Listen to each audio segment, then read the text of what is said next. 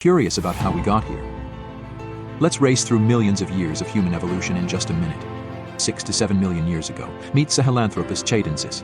They had a mix of ape-like and human-like features, kicking off our incredible journey.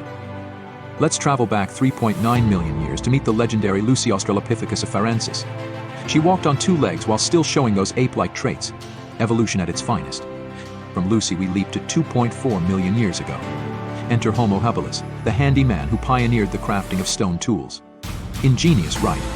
Taking to you, journey back 1.9 million years to meet Homo erectus. With bigger brains, an upright posture, and the mastery of fire, talk about evolution taking it to the next level. Jumping to 300,000 years ago, Homo sapiens emerge in Africa, mingling with Neanderthals and diversifying our genetic heritage. Around 70,000 years back, humanity begins its global trek, igniting a saga of exploration.